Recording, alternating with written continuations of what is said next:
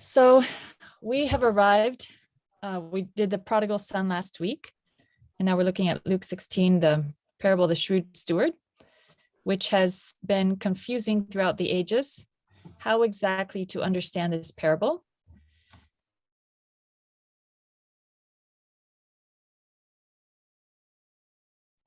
But I want to read through the text, and then we'll make some comments as we go. And then at the end, we'll draw from all of this a conclusion. So I will read in English. I'm going to read from the Net Bible. You can read, and I may call on you to share other translations as you have them at hand.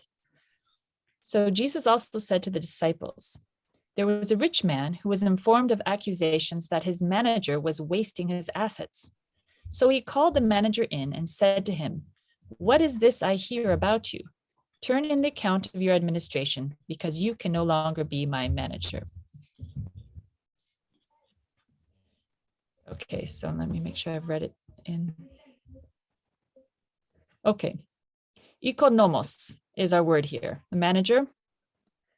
Ikonomos, you can hear mean economy.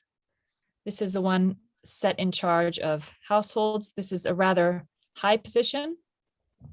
It could be a position of a slave that's born in your household, but trained for such a position. And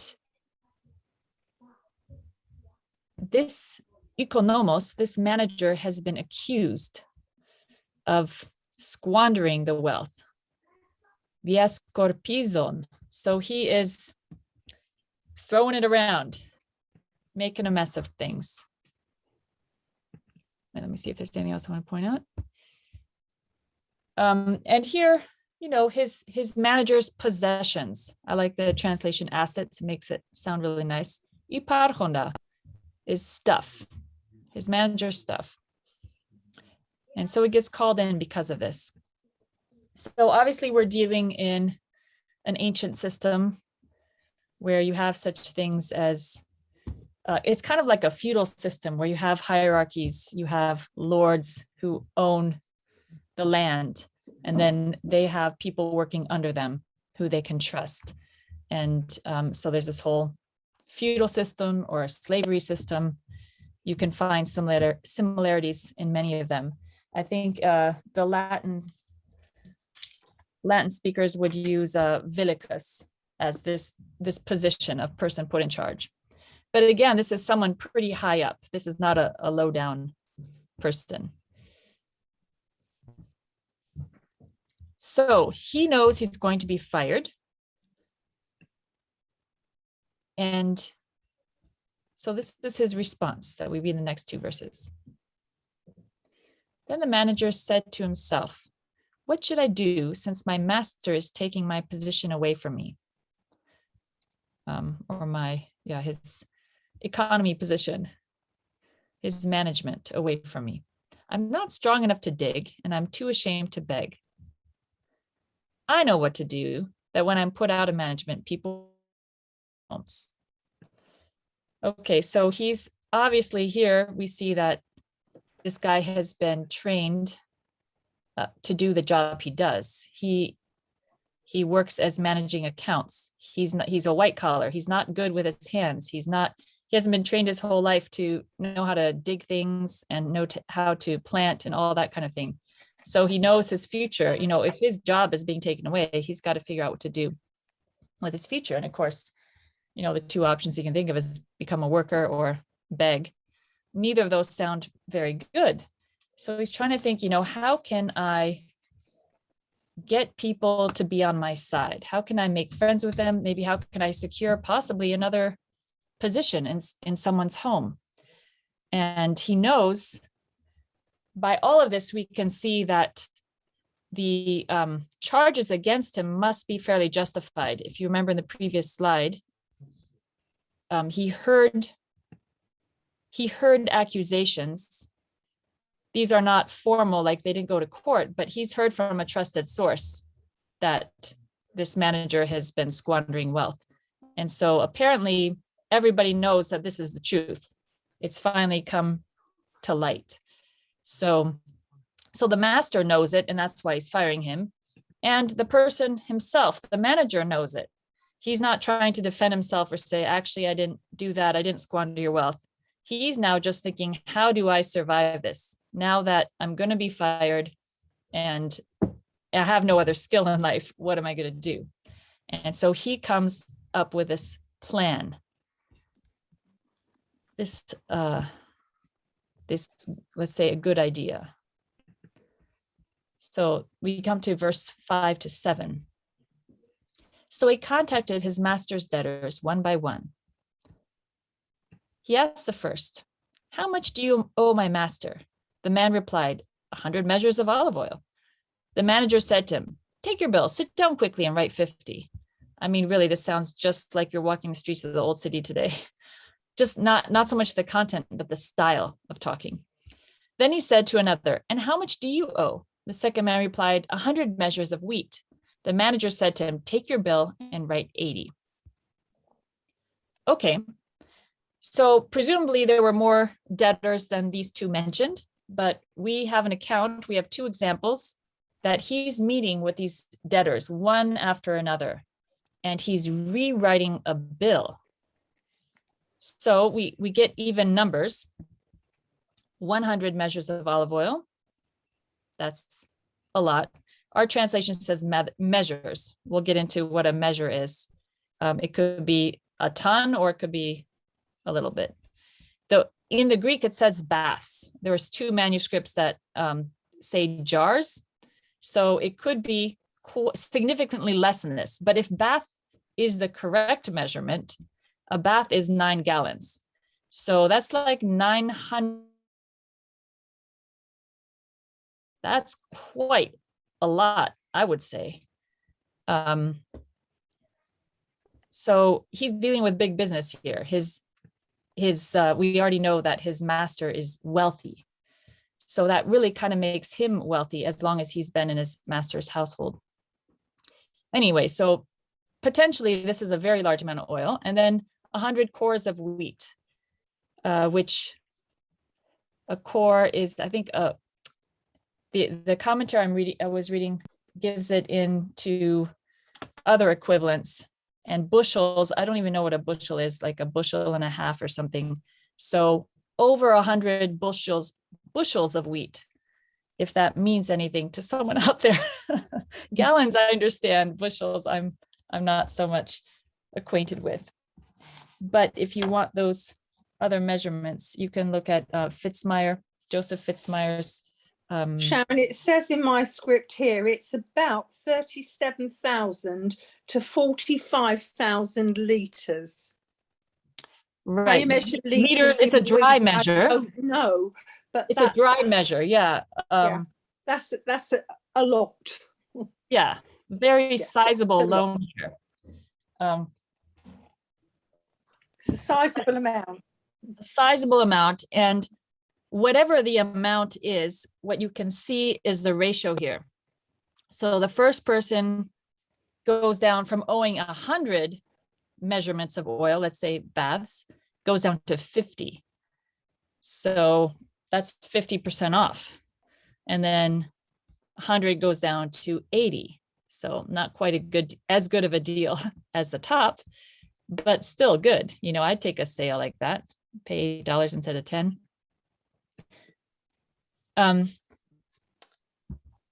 And so there are several ways. Well, let me go back here first. There are several ways to understand this. I want to look at two ways. One that I was inspired by my dad's Bible study years ago, of which I couldn't find the written article afterwards, but he, and also in Fitzmyer's commentary, that basically what's going on has to do with commissions. And this is a well-known practice. And so I want to show you several things with this theory, that basically it's not that he's stealing at this point. He was unjust before, like he did squander wealth. No one's contesting that. But in this exact action, what is going on is a question. And so I'm going to look at this idea of commission. And so we know in the Hebrew Bible, in Deuteronomy 15:7-8, you're not supposed to take commissions, right? Although you can from foreigners. If a fellow Israelite from one of your villages in the land that the Lord your God is giving you should be poor, you must not harden your heart or be insensitive to. Instead, you must be sure to open your hand to him and generously lend whatever he needs. So you're always supposed to be willing to lend to the amount that he needs.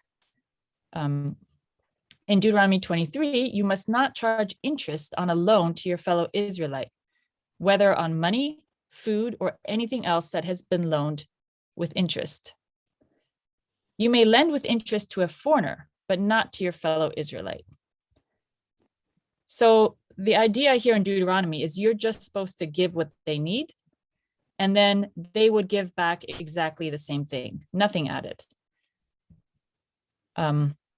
That's not the way business tends to work.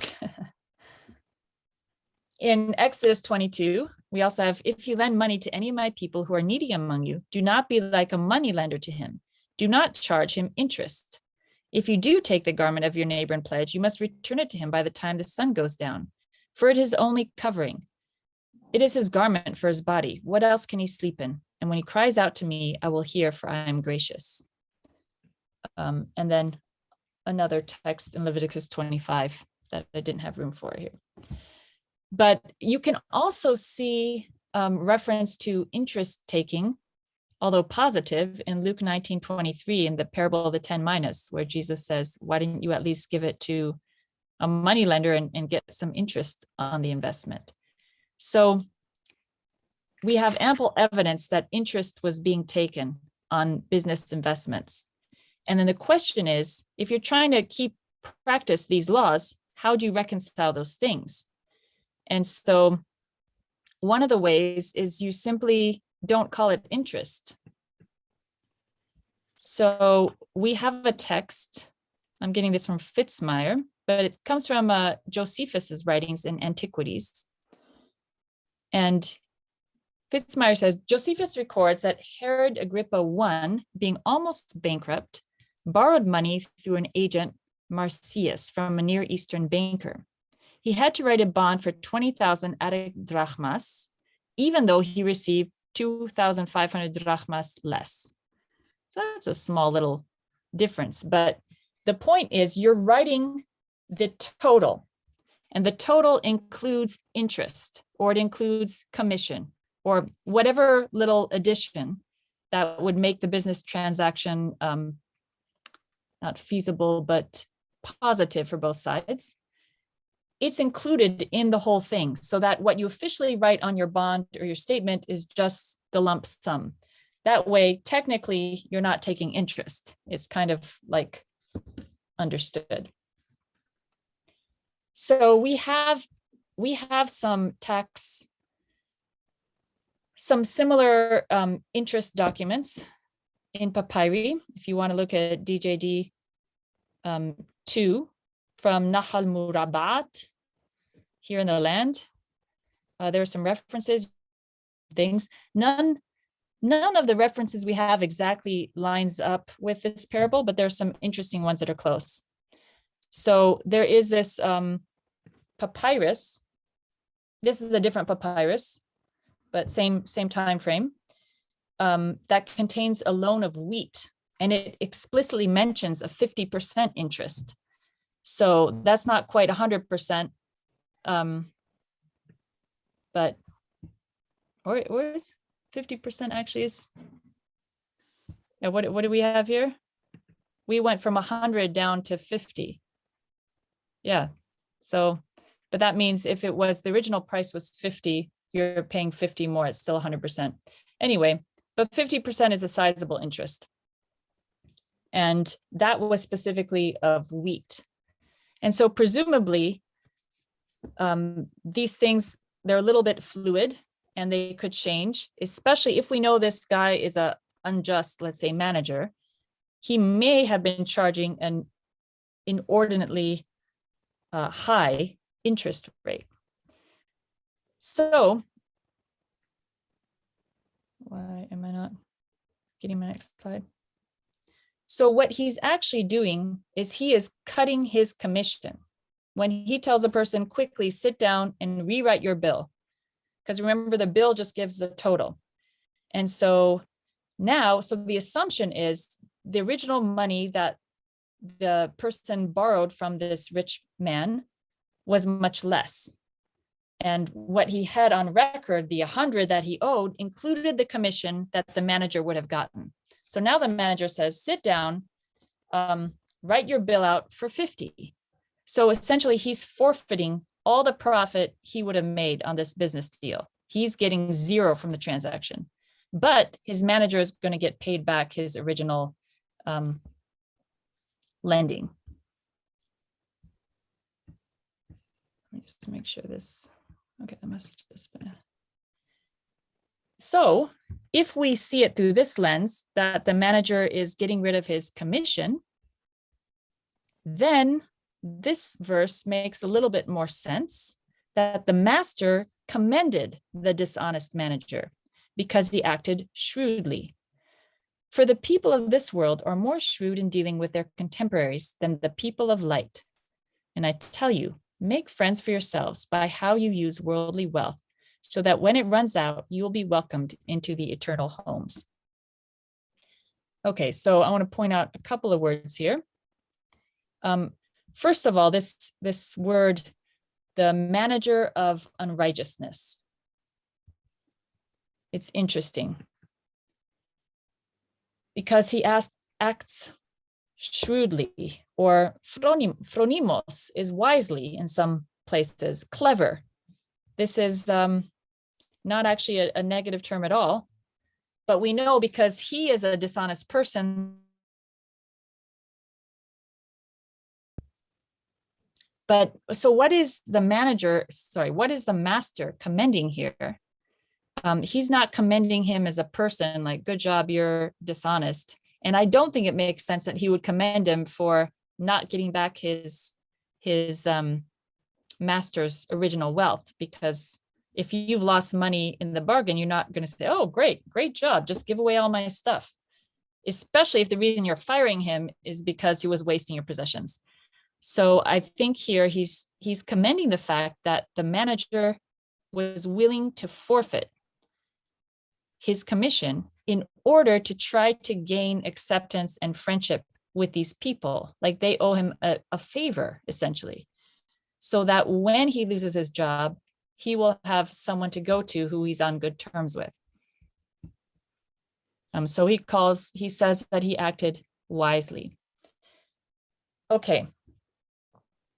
So the two phrases I highlighted before, if you remember this slide, the sons of light and the mammon of unrighteousness, or you could say worldly wealth. And so I want to look at those two phrases. First, the sons of light. So there's nowhere else in the Synoptic Gospels you get this phrase, sons of light. And we happen to know, since we discovered Dead Sea Scrolls, that it's one of the Essenes' favorite terms for themselves. And they contrast this term with sons of darkness. So everyone who is in their community, who's an Essene, is a son of light. Everyone else is son of darkness, whether you're Jewish or Gentile or whatever. And they were, they had a cultic mentality where they separated themselves, and they were the pure and they were the enlightened. Everyone else in the world didn't get it. The other phrase also lines up with Dead Sea Scrolls. So this is interesting. You have in the same verse two constructions that remind you of the Essene community. So first, mammon as a word, it's good Mishnaic Hebrew. It's not in the Bible, and it's good Aramaic. So in the Bible, instead of mammon, you get hon. They are basically completely synonyms, and they just mean your stuff, like uparchonda in the Greek we saw at the beginning, your possessions. And so now I'm going to bring up Flusser. Flusser wrote a nice article that I'm going to reference here, and you can go read it on Jerusalem Perspective by David Bivin. Find the website, and then the article, Jesus and the Essenes. Is it the Essenes and Jesus? Just search Essenes and you'll find it, by David Klusser, who was a very amazing Jewish scholar of early Christianity. And he knew all his languages very, very well. And he had a breadth of knowledge that very few can compete with. And so he, in looking at Luke 16:9, he saw these two phrases and said, it seems like Jesus is playing with terminology that is from the Essenes world. And so he would translate Luke 16:9, make friends for yourselves of the men who possess the mammon of unrighteousness. So what does that mean? Because for Flusser, he says it doesn't make sense that Jesus would just say, give alms or something generic, because that was obvious. Everyone already knew to do that. But by using this term, mammon of unrighteousness, what's he referring to? And he would say he's referring to the Dead Sea Scrolls, well, I'm saying the Essene community. Their concept, mammon of unrighteousness, simply meant the wealth or economic connections with all those other people out there, those bad guys, the other. And so in the Essene concept, you don't want to contaminate yourself with the mammon of unrighteousness, of those unrighteous people. It's not that the money itself is unrighteous, because the Essene community needed money too, but their money is unrighteous because they are unrighteous. If they're impure, you don't want formal contact with them. And you certainly don't want to owe them anything or have any business dealings with them. And so in Flusser's view, Jesus is actually referencing this on purpose, but saying not like them, not like the Essenes who would say, don't make friends, don't even come close to people with the mammon of unrighteousness. Jesus is saying, make friends of the people who possess mammon of unrighteousness, or i.e. outsiders who have business deals. And I point out here also in the Greek that these phrases look like good Hebrew, because in Hebrew, when you want to define something, instead of using an adjective, you can just put two nouns together, like child play. We call it a smichut. And so a manager of unrighteousness, if you were going to speak in Greek or English, you would just say an unrighteous or unjust manager. You'd make it adjective. But in Hebrew, you might do this, a manager of unrighteousness. And that's the second noun is defining the first. And so really this and earlier, the manager of unrighteousness has that same construction. And so it really looks like nicer in Hebrew than it does in the Greek. So this phrase, hon hamas, the wealth of oppression phrase, can be found in Manual of Discipline, one of the Essene writings from Dead Sea Scrolls. Manual of Discipline, chapter 10:19. And it's used interchangeably with Hon Anshe Hamas in Pesher Habakkuk, another writing of the Essene community. Wealth of men of oppression. So that's just evidence to show you, if you know that Mammon and Hon are interchangeable, they're synonyms, they have these phrases, these exact phrases in the Dead Sea Scrolls for outsiders. It's used of outsiders. And the word for oppression, the wealth of oppression is just the wealth of people on the outside. And it's used interchangeably with the wealth of men of oppression. So that roughly aligns with what we see here in our Greek mammon of unrighteousness. In slightly different words, but pretty much the exact same thing. So if Jesus is playing with these attitudes, wait, I think I made a nicer, here we go. there's this contrast between what Jesus is saying and what Essenes are saying, because Essenes are separatists. They want to be pure, preserve their own purity. And so they have to separate from all those guys who don't get it out there. And you see this here in the Manual of Discipline 5:14-20. No member shall be united with him, the outsider, in his work or in his wealth, lest he defile the member with guilty iniquity. But distance shall be kept from him in every matter. No member shall eat from any of their property, nor drink from it, nor take anything from their hands except by payment. And all their deeds are filthiness before him, God, and uncleanness is in all their wealth. So member, they're referring to member of the community, the Essene community, and those outsiders. So you can pay an outsider for something, but you can't have like business transactions, like take loans and all this stuff that kind of connect you. That would pollute you. On the other hand, we have Jesus, who gladly meets with outsiders. We have him dealing, other people calling him as someone who would eat with tax collectors and sinners. Even though we've discussed in this Bible study before, from the Pharisaic perspective, they view Jesus as basically one of them in the sense of what he believes, his teachings. But what he does is like blowing their mind, because he will eat with people that are on the outside and people that are shady, or like all these things.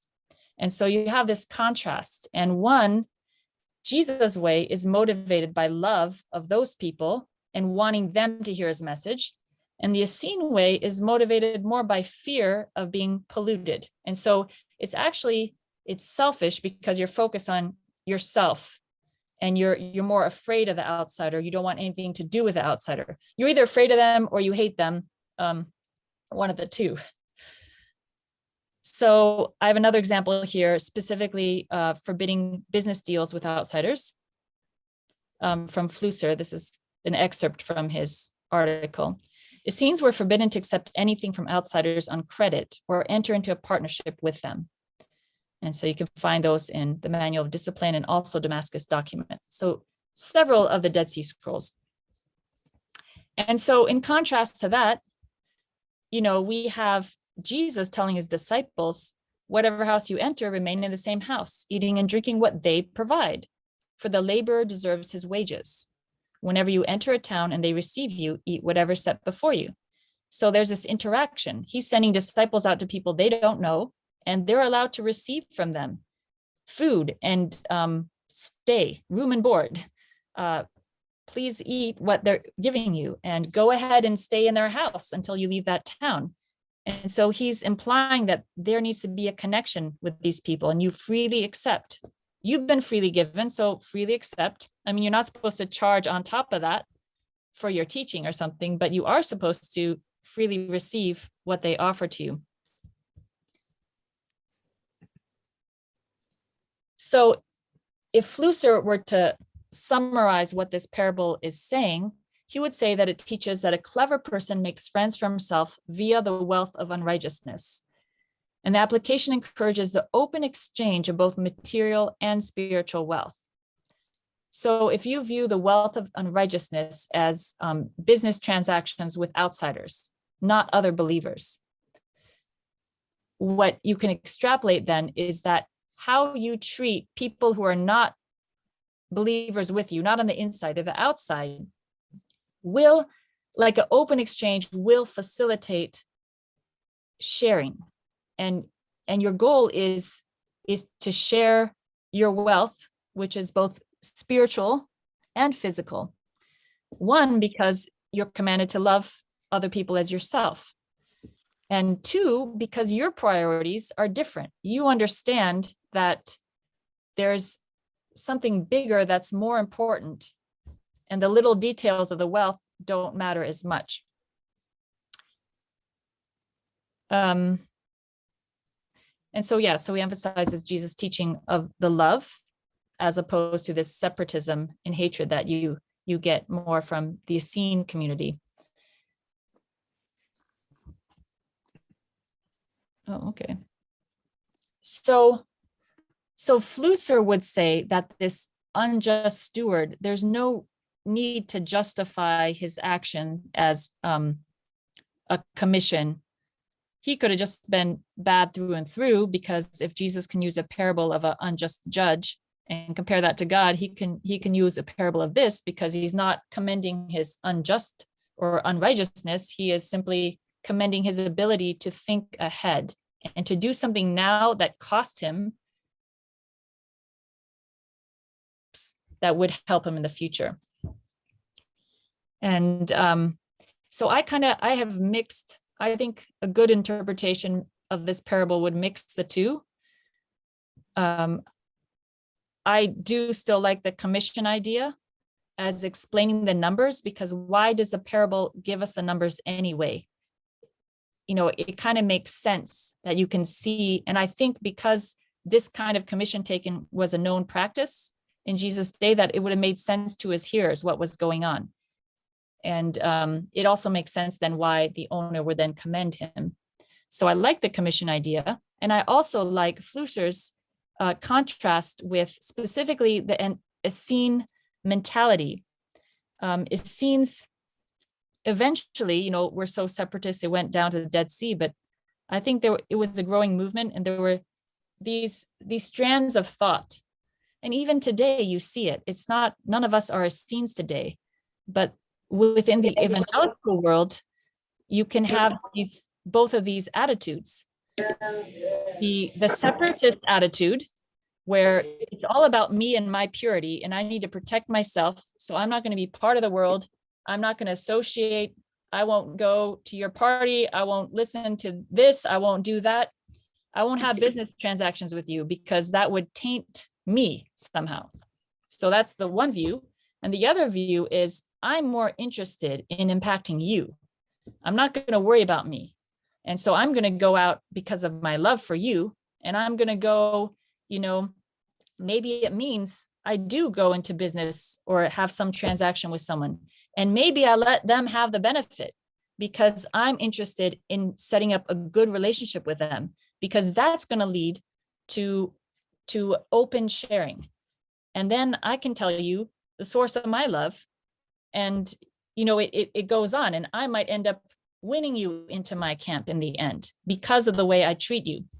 And the good thing with that is that I feel many Christians are judged because they claim things like, you know, money doesn't matter, or they have all these platitudes. Oh, it's all for God, or this or that. And yet they actually act as if money does matter, or it is the most important thing.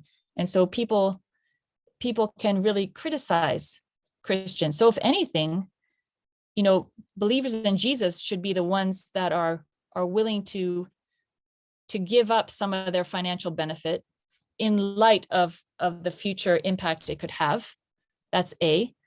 And we also need to follow like what other people are doing. We need to be aware of how to use our money well. And, you know, not disengage from the whole, oh, money's all evil, or, you know, the whole separatist idea, but actually engage well so that we can make friends with people, and make an impact in the world.